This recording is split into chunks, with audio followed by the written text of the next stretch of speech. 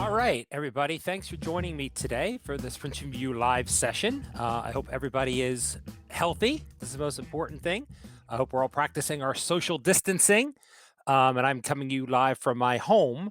And today we're going to learn about a really cool technique, and that is called plugging in the answers, or PITA for short. Okay.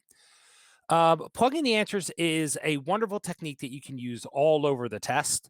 And when we kind of learn the different types of problems that you can use it for, you'll see how it's so cool. What it does is it helps you to avoid doing algebra, helps you to avoid writing equations, and it really kind of helps to enhance your score, especially if you're making some careless mistakes here and there. Having this consistent approach is going to really help that. Okay.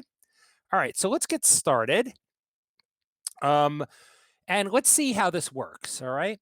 So the first thing we'd always do is we would want to read the problem, and this would be a calculator problem. All right. So as you know, some problems can't use a calculator. This one we can. So it says a store sells shirts for $7.50 each and hats for $5 each. The store earns 22.50 in one day from selling a total of 307 shirts and hats. How many shirts were sold on this day? So you may have the urge to write an algebraic equation, but what you want to do is you want to fight that urge. Okay? Because if you have the urge to write an algebraic equation, that is a perfect opportunity to plug in the answers. Because think about what would happen. You would write an algebraic equation, hopefully correctly. You would solve it, again, hopefully correctly, and then you would get an answer for the question. All right? But in this case, if you want to think, the question is how many shirts were sold on that day? So there was either 37, 89, 115, or 202 shirts sold on that day. So what I'm going to do is I'm going to say this is the possible number of shirts. Okay. And then we also have hats. Okay. And together it has to be $1,822.50. All right. So one thing that you need to know is that answers go from ascending to descending order, or descending to ascending order. So they go biggest to smallest, or smallest to biggest. All right. Typically, you want to start with one of the middle values, because if it's too big, you can go smaller, or too small, you can go bigger. All right. So let's just say we sold 89 shirts. Shirts are 750 each. So that would be times 750 plus hats. Well, if we sold 89 hats, okay, that means we must have sold 218 hats. Okay. So 218 hats, and the hats were $5 each. All right. So, and the reason I knew that is because it was a total of 307. 89 plus 218 is 307. So now we just multiply this out. 89 times 750, and I use my calculator, is 667.50 plus 218 times $5 is 1,090. Together, they have to be Together, they have to be 1,822.50. Okay. So let's see. Now, again, I use my calculator. 667.50 plus 1090 is 1757.50. So not quite enough. All right. Since I don't have enough money, it means I need more expensive things. I'm going to need more shirts. So I'm going to get rid of A and I'm going to get rid of B. And now I'm going to try C. And if C doesn't work, I know the answer is D. So same deal. 115 times 750 plus, now in this case, Remember, it's 307 total minus 115 shirts, which means I must have sold 192 hats. And that's times $5. So once again, we do this math. 115 times 750 plus 192 times 5. And together, that gets me what I want, my 1822.50. And that's my answer. Okay. So in lieu of writing two equations, two unknowns, which is wrought with potential mistakes, I can just plug in these answers and get the answer that I need. All right. Any questions? Please just type away in the chat box, and we'll be happy to answer them. All right. Number 6. This is not a calculator question. Oh, and here's a question that came through. What if this is the third section, math section without a calculator? Well, in that case, whenever you're in the no calculator section, the computation is not going to be difficult. Okay. So this problem, and now I know that it's a calculator section because it is a number 20 multiple choice, and that wouldn't happen. But if this were a problem similar to this, the math would be a lot easier because you wouldn't really be expected to have to do this type of computation on paper in your head. If they're going to make you do this kind of computation, they're going to let you use a calculator because this isn't a test about computation. It's a test about, can you figure out the problems? All right. So good rule of thumb, if you find yourself doing a lot of computation on the no calculator section, you've probably missed something because it shouldn't be that difficult to figure out. Okay, great question. Where did I get 218 from? Oh, well, because remember, it's 307 shirts and hats. So if I sold 89 hats, okay, if I sold 89 hats or shirts, sorry, that means I have 218 hats because together that makes 307. All right. The same way at here, I had 115 and here I had 192 because 115 and 192 makes 307. And that's what they told me in the problem. All right.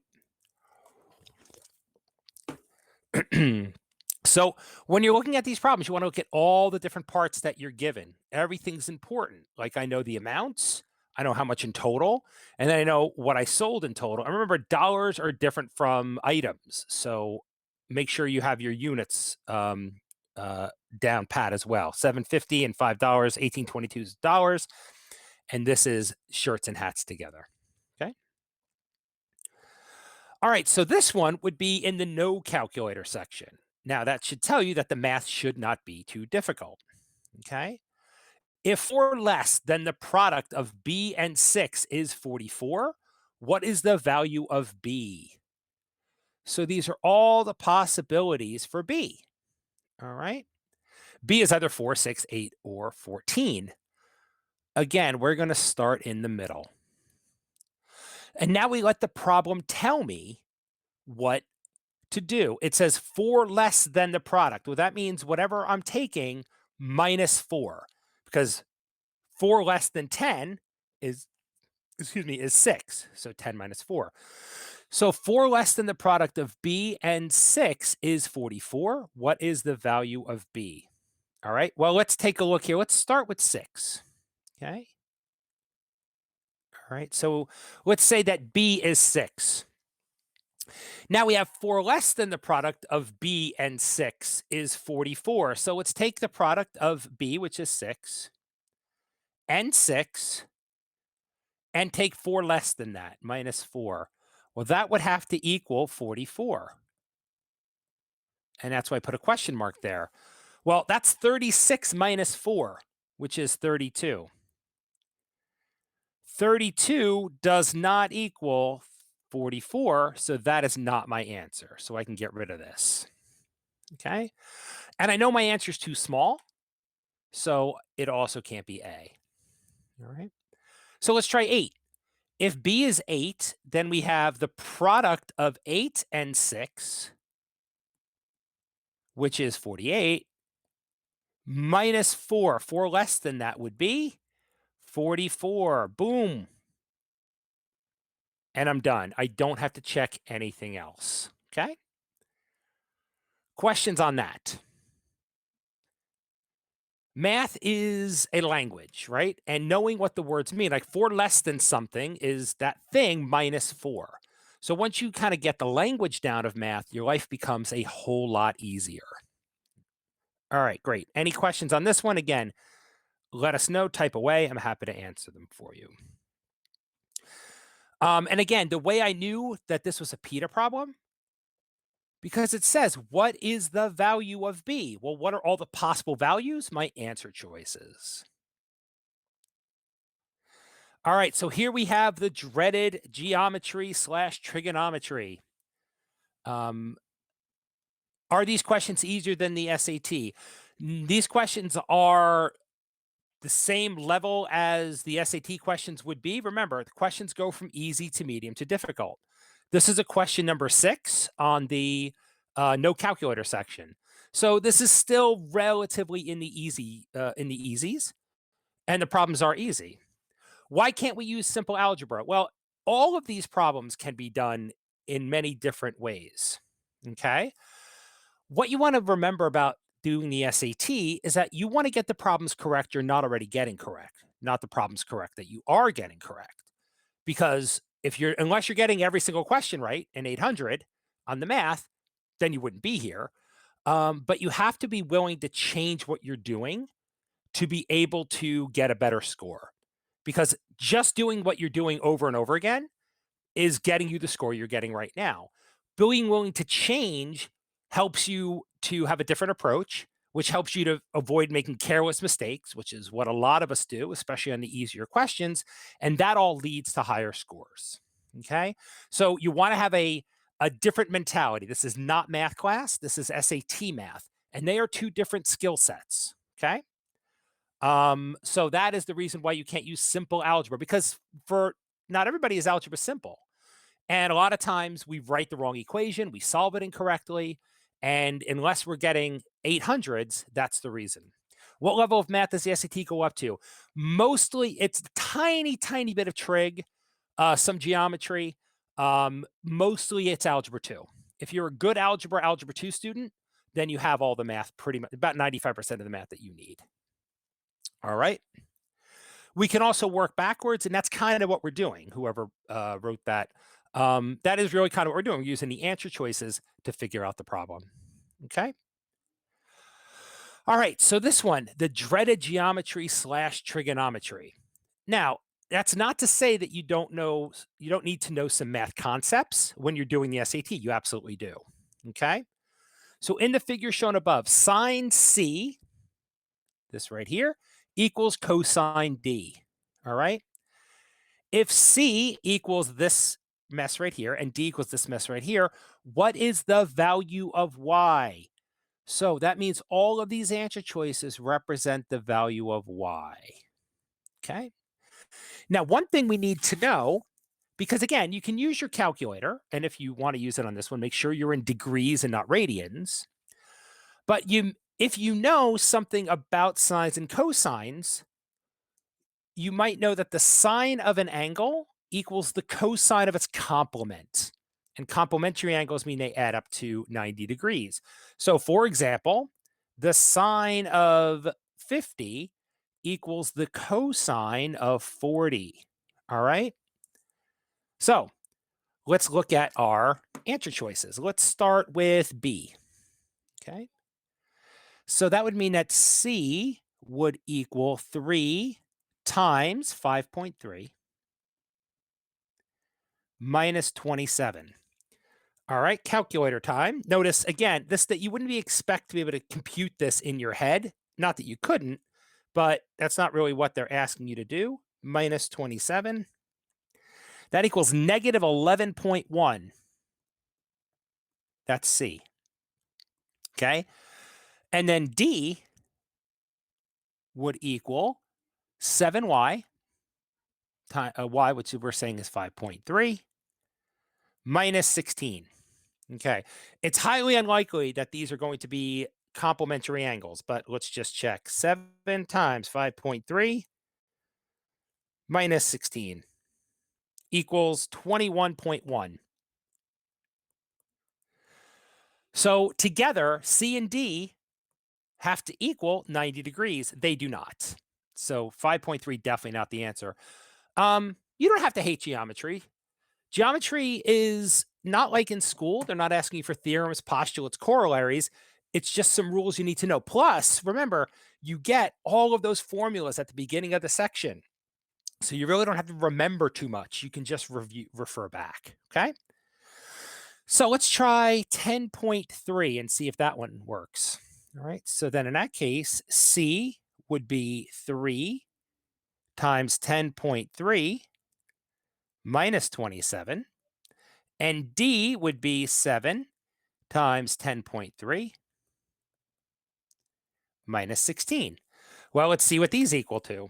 So we have 3 times 10.3 minus 27, and that equals 3.9. And then we have D, which is 7 times 10.3 minus 16 equals 56.1.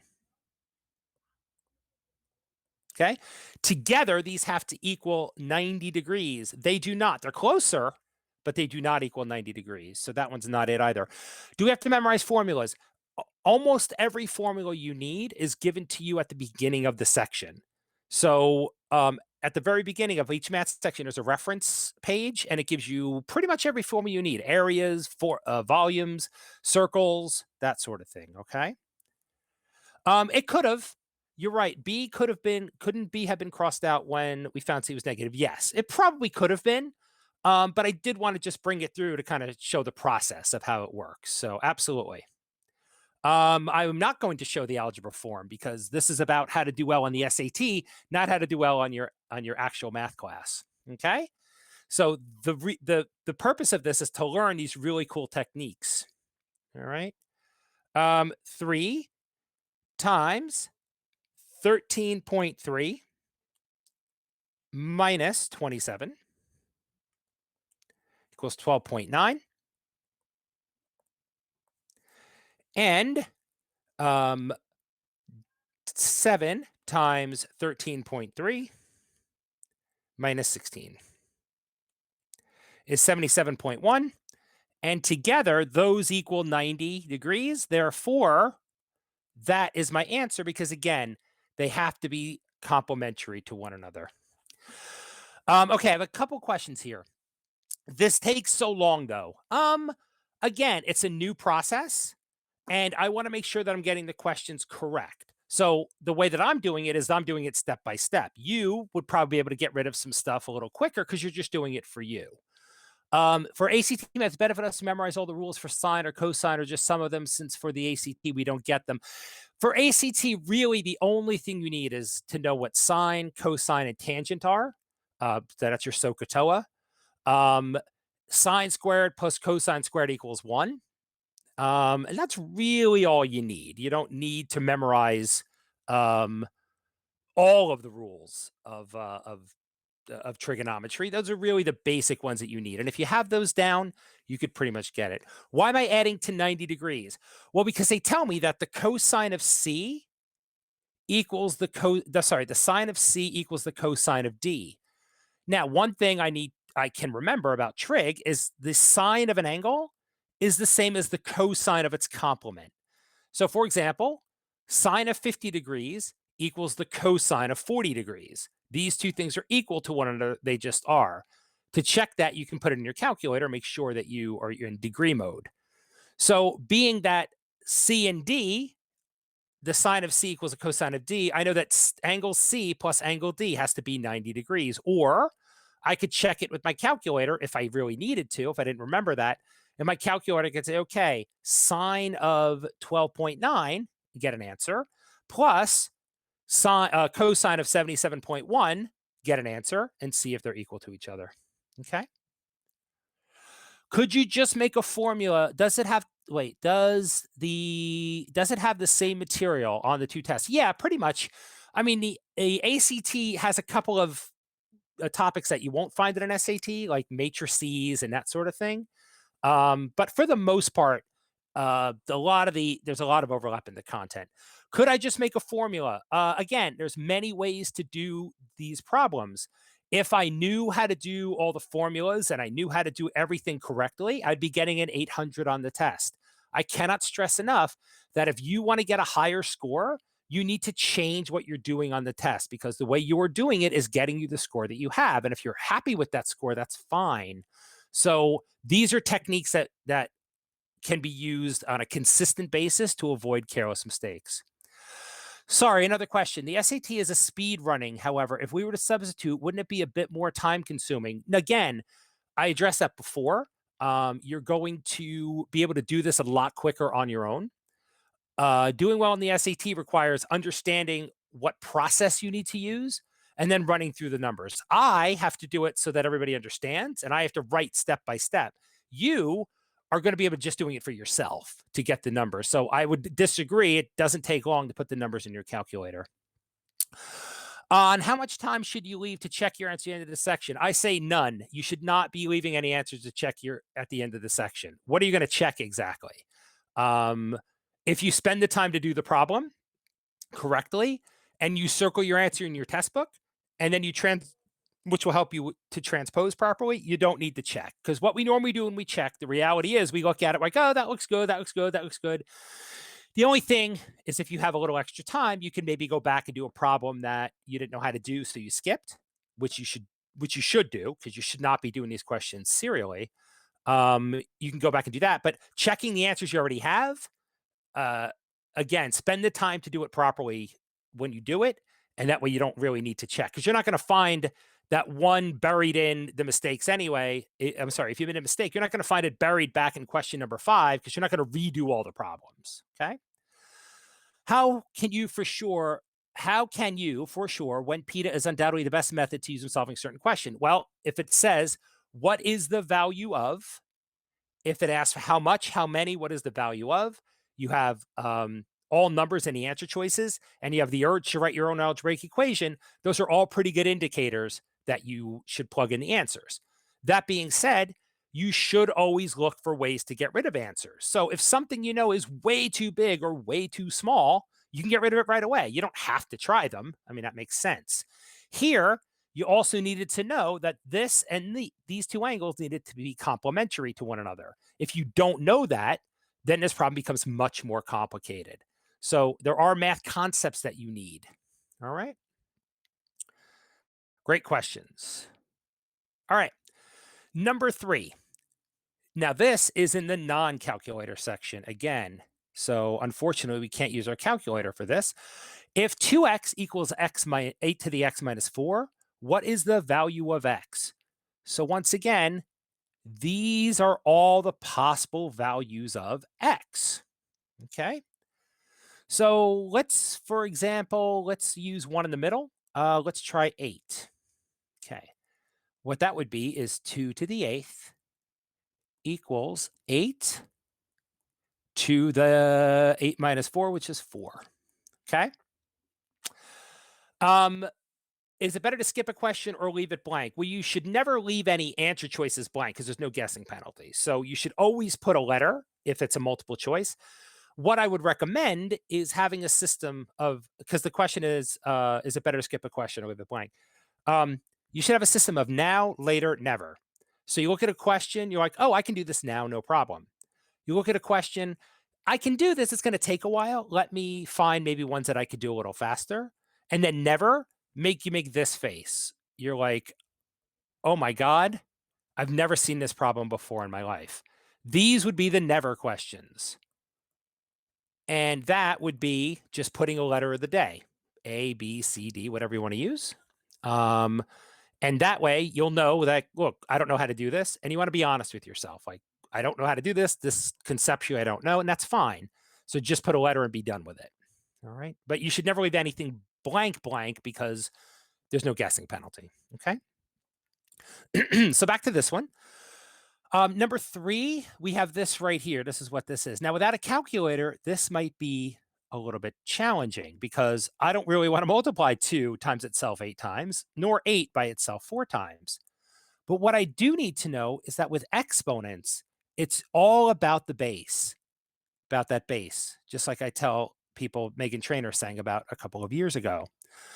She was a mathematician. So really, 8 is a base 2 exponent. What does 8 equal? 8 equals 2 to the third power. So this would be the same, and let me change colors here just because I've been on this color for a while. Um, this would be the same as 2 to the 8th equals 2 to the third to the fourth. Well, now we can see 2 to the 8th equals 2 to the 12th, and that is not true. So 8 is not my answer. Okay. So now I can choose if it's B or D. It's probably not going to be D because that's going to make some huge number. So I'm going to try B. That would be 2 to the 6th equals 8 squared. Okay. Because 6 minus 4 is 2. Again, change the bases. 2 to the 6, or change the one base, equals 2 to the third to the squared. And that is 2 to the 6th equals 2 to the 6th. Aha. That is my answer.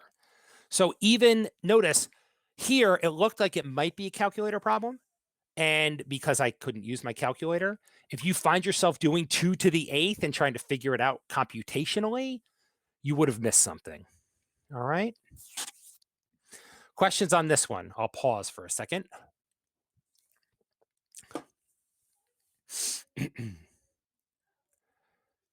How do you solve for x? I didn't solve for x. I plugged in the answers because those are all the possible values of x. Isn't that cool? That's why we're not solving for x here. We're plugging in the values and seeing which one makes the problem correct. Is there a letter you recommend choosing? No. Is there a letter you recommend choosing when you're running out of time? No, I don't recommend any one letter because they're all equally distributed. So there's equal numbers of A's, B's, C's, and D's. So what we recommend is using something called letter of the day. So you go into the test saying, all right, if there's a problem that I don't know anything about, that maybe I don't get to, or I don't know how to do at all, I can't get rid of any answers. My letter of the day today is B.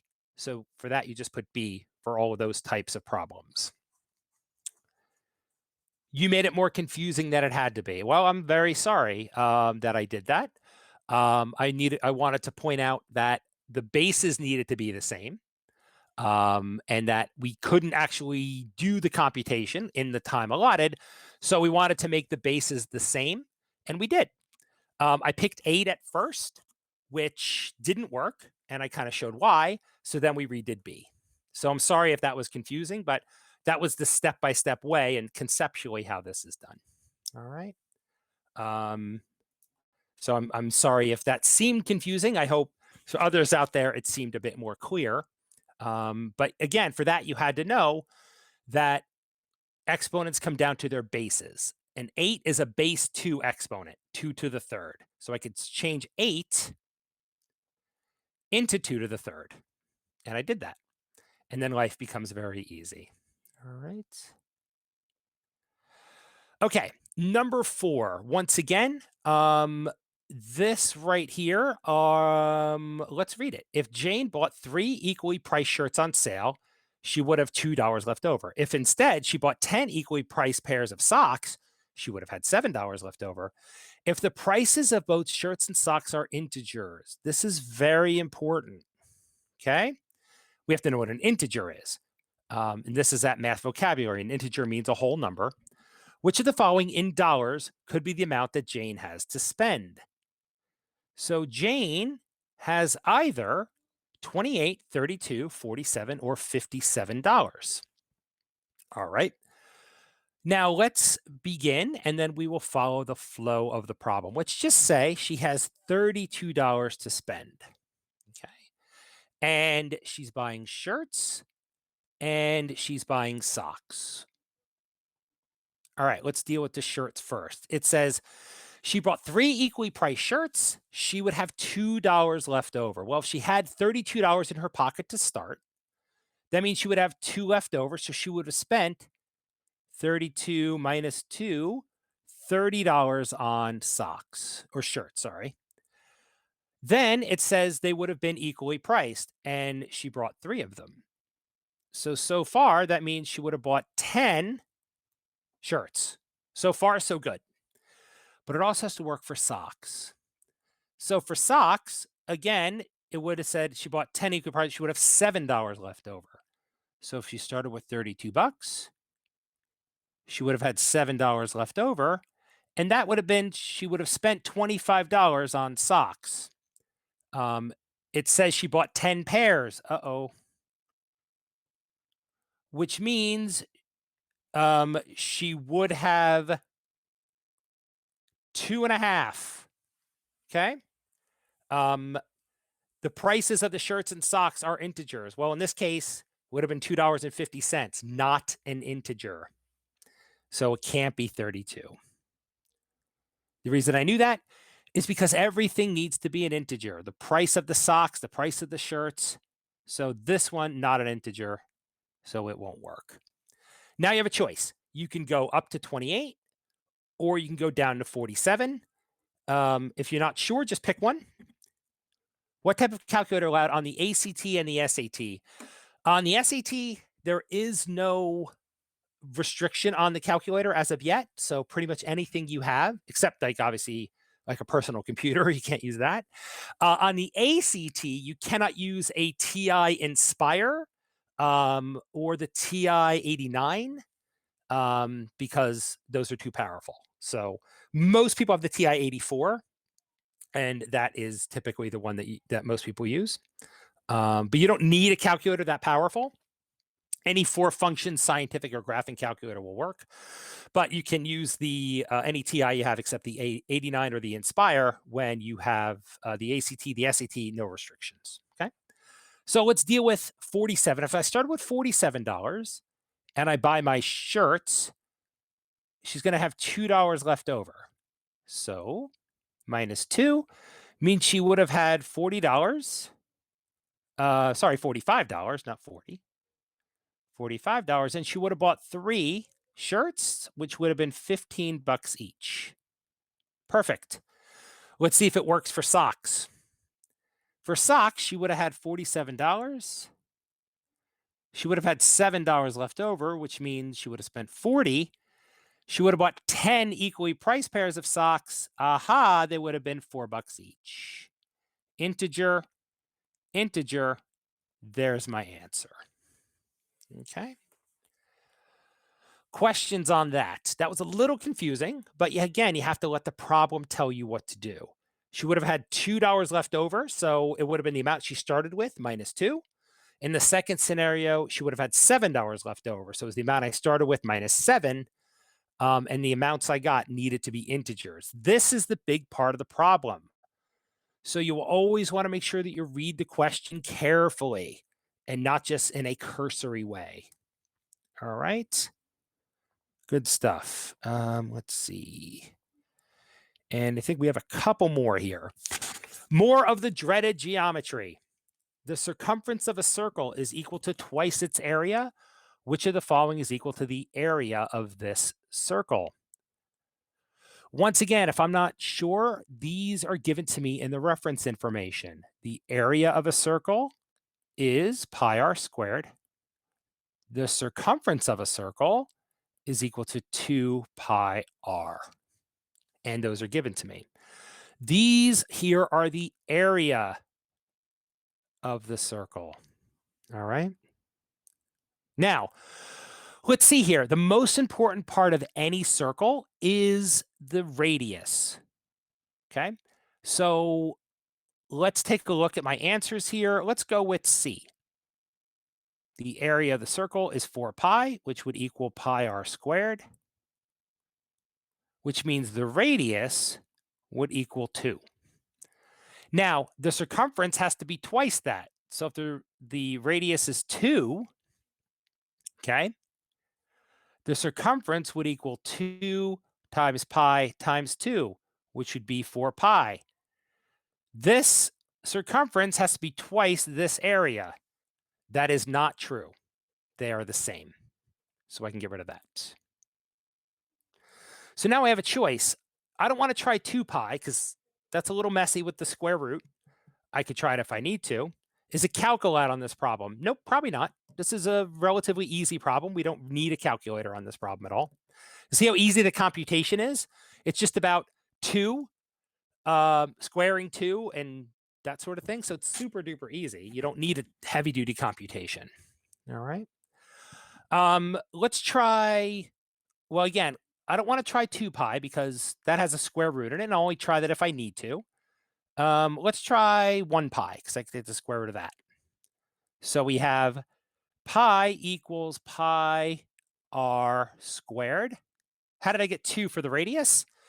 Well, let's see. If 4 pi for this, for that's answer choice C, equals pi r squared. Okay. If I divide by pi, that means 4 equals r squared. So r would equal 2, the square root of 4. That's how I got that. So same thing for A. Pi, how do you deal with geometry related questions if you're not the best at geometry? Let me get back to that question in a moment. In this case, again, the radius is the most important thing. Pi goes out with pi, so we have 1 equals r squared.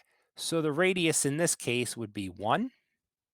Now let's check out the circumference. If the radius is 1, that means the circumference equals 2 times pi times 1, which equals 2 pi.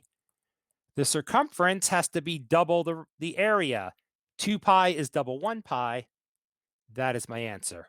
Okay, so how do I deal with geometry-related questions if you're not the best at geometry? One, always refer back to that reference information. Most of what you need is there. So don't be afraid to flip back. If it's mentioning circles, look at what it wants: circumference, radius, um, area, and write the formula. Notice what I did first. I wrote the formulas. Okay. The reason why most students don't get geometry questions correct is not because you're necessarily bad at geometry. It's that you don't write down all the steps you need to. Okay. Because we're in a rush. We want to find the answer. But I guarantee you, if you write all the formulas, you fill out your figures, you draw figures when they're not there, you will do better at geometry by filling everything in and not being so worried about what the end of the problem, be more worried about the beginning. Also, know that geometry figures are drawn to scale unless they say otherwise. So if you see a figure and it wants to know the size of an angle, you can look at it if it's drawn to scale. And again, most of them are, and say, oh, is it bigger than 90? Is it smaller than 90? I can get rid of some answers that way. So there's a couple ways to do that, but mostly make sure you refer back to that reference information because everything you need is there for you. All right. And one more. If 12y equals x to the third and x and y are positive values, what is the least possible value for y?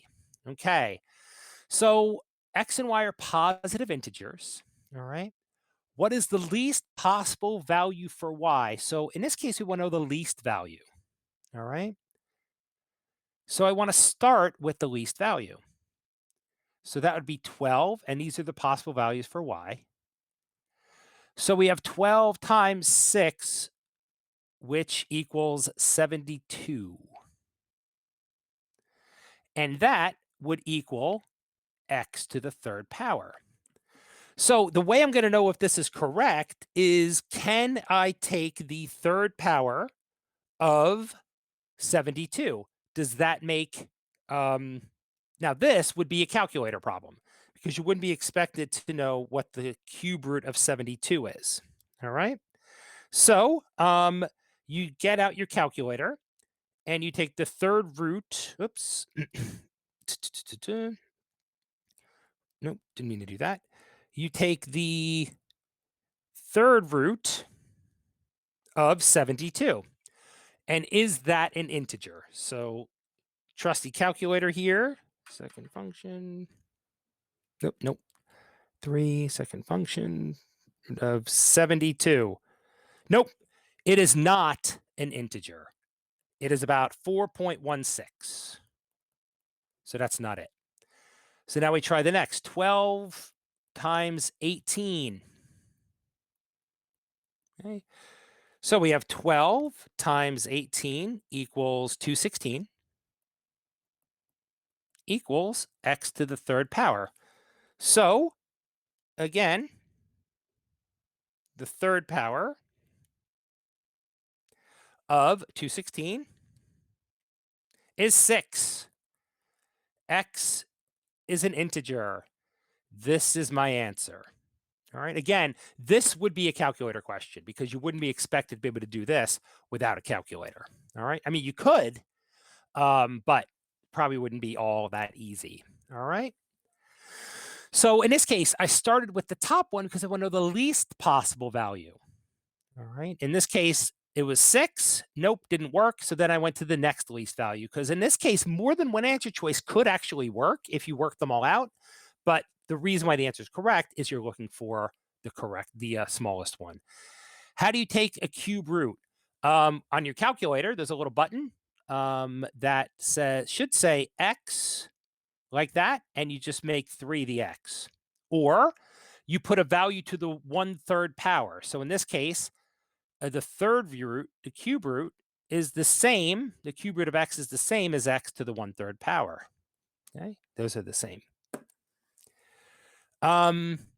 You say it is in the first 20 questions, which means no calculator. No, because the no calculator section has 15 multiple choice and then 5 grid-ins, and the calculator section has 30 multiple choice and 8 grid-ins. So number 9 would be a viable number to be in both sections. Okay, so it is a calculator problem because it could certainly be a number 9 in the calculator section. Absolutely. But it's a number 9. Wouldn't that be in the first 20 questions, which means no calculator? No, remember, the numbers start over. I think the question is, in the no calculator section, it starts at number 1, and then in the calculator section, it restarts again at number 1.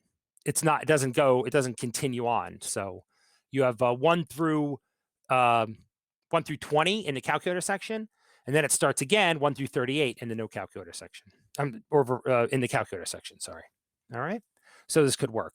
So the way you take the cube root is on your calculator. You either take the third power, which is a function in your calculator, a second function usually, or you take it to the 1/3 power, and that's the way you find the cube root. Okay.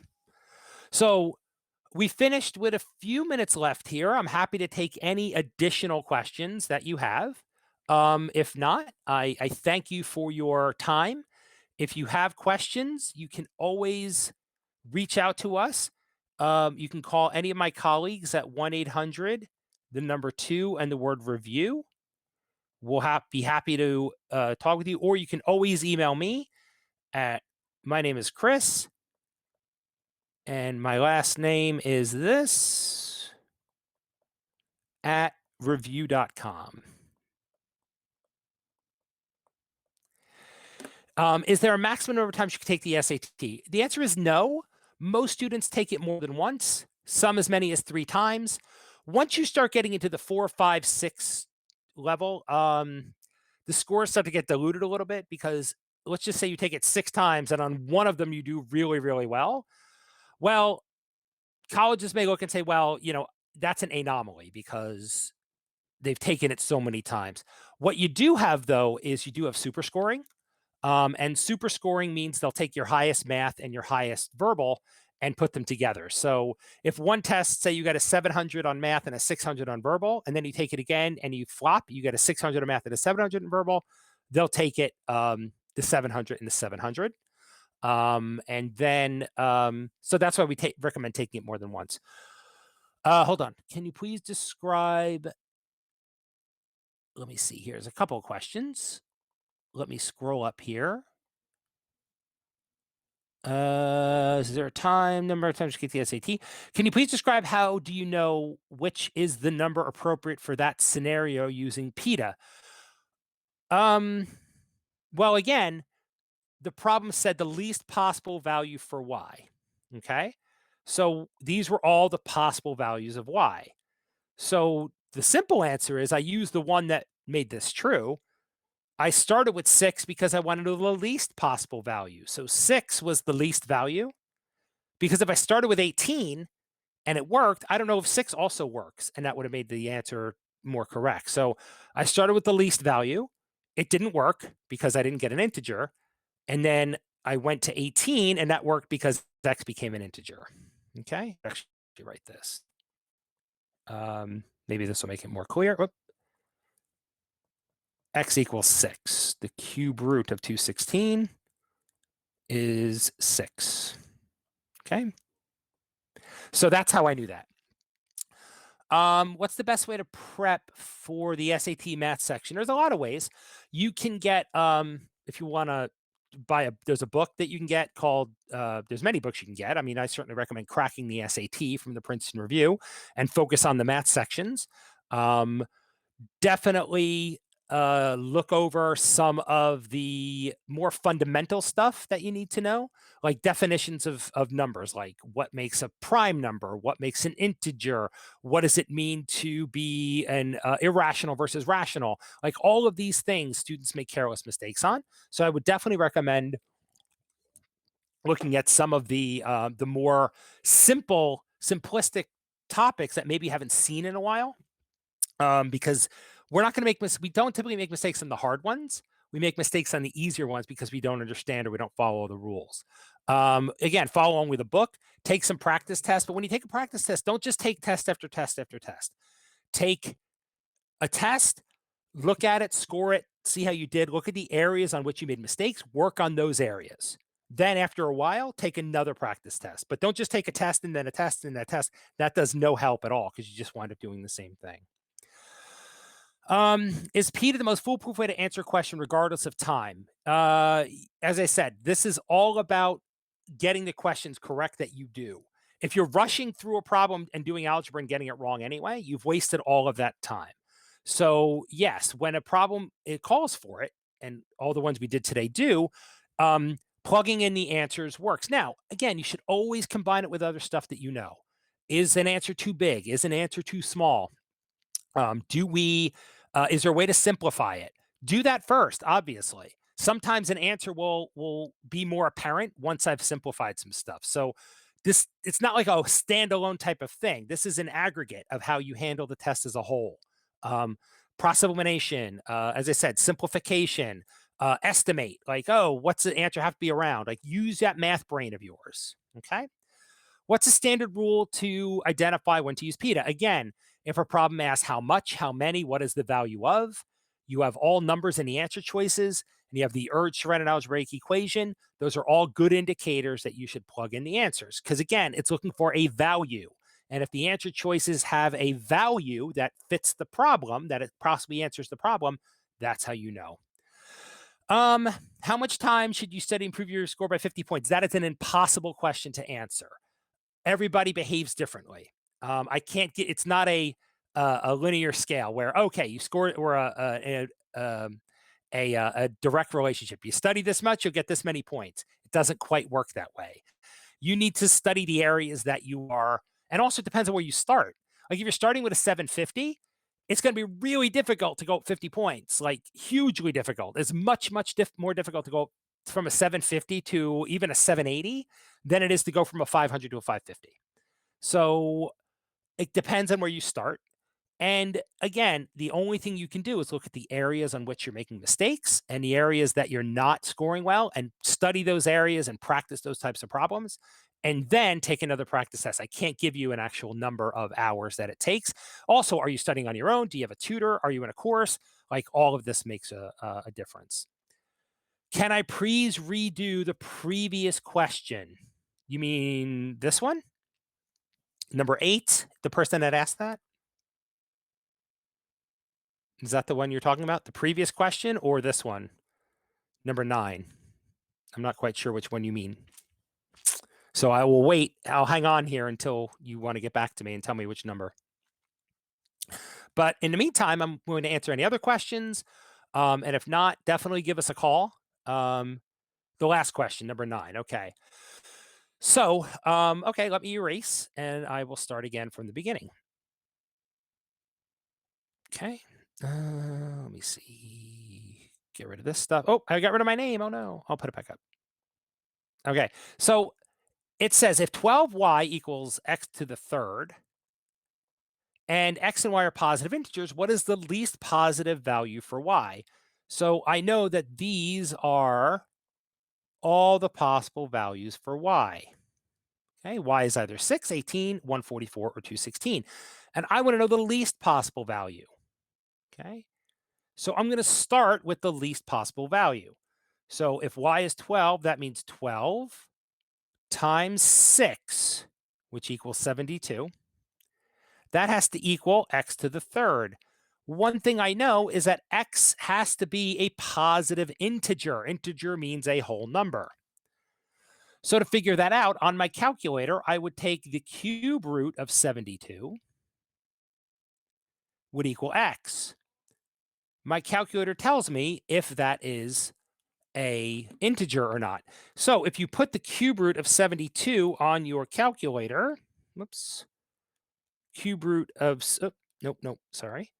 The cube root of 72 on your calculator, well, that equals 4.16. That is not an integer, so I can get rid of that, okay?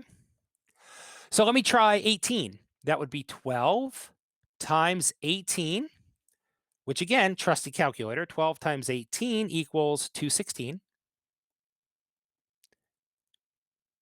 Yeah, the SAT math, the question is this the same math on the PSAT?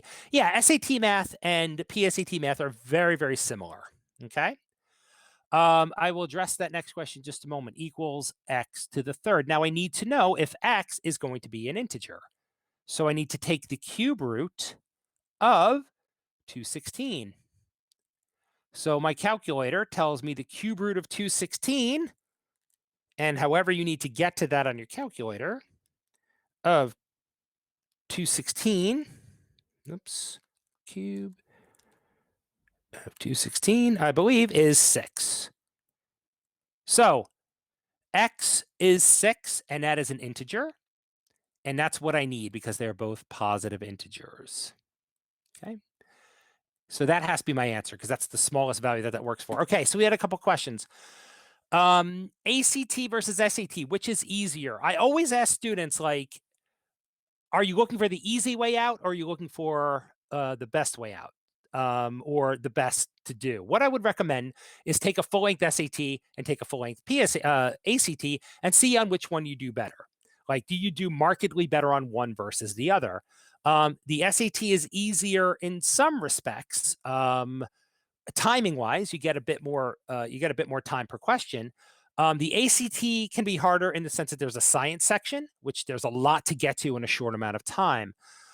So it really depends on the type of student that you are. If you're if you succumb to time pressure, the ACT is probably not for you. But again, I would recommend taking a full length one of both and seeing if you do better on one versus the other markedly. If not, then take the one that you're more comfortable with. Like if you don't like science, then the ACT is probably not for you. If you really love science and you're like a sciencey type person, not that you need to be, but that might be a better test for you. So which one's easier? They're both equally challenging in their own ways. Okay. Could I redo number 8? Sure. Let me go back to number 8 and I will get rid of this. Okay. So I'm going to again start from scratch. This tells me if a circumference of a circle is equal to twice its area, which of the following is equal to the area of the circle? So the following what? The following answer choices. So these are the possible area of a circle. Now, what I do first is I look back at my reference information and I say, oh, I know that area equals pi r squared. And I know that circumference equals 2 pi r. This is starting to do better at geometry, writing out formulas. Okay. So let's start with 4 pi. If the area is 4 pi, that means 4 pi equals pi r squared. And when I solve for the radius, which is the most important part of any circle, that would be the radius would be 2. Okay. So circumference is 2 pi r. So circumference equals 2 times pi times 2, which would be 4 pi. The problem tells me the circumference, which in this case is 4 pi, has to be double the area, which in this case is 4 pi. 4 pi is not double 4 pi. So I know that that is not the answer. Okay. Now, I can go whichever direction I'd like, but I know I'm pretty sure I need to take a square root somewhere, so I want to avoid the 2 for now. I'll do it if I need to. But let's try this one because I can take the square root of 1 because that's going to be 1 pi. So pi equals pi r squared. And in that case, I know that r has to be 1. All right. So if the r is 1, I go to circumference equals, notice each time I'm writing everything out. Pi times 1, and I solve it. That's 2 pi. The circumference has to be double the area. The circumference of 2 pi is double the area of pi. That is why that is my answer. Okay. So that was question number 8. All right. Any other questions? So once again, let me put up the stuff that was taken away. You could reach us at any time at 1-800 at 1-800, the number 2, the word review. One of our educational advisors will be happy to speak with you. You can reach me at, and I'd be happy to answer any additional questions you might have. Otherwise, thanks for listening and have a great day.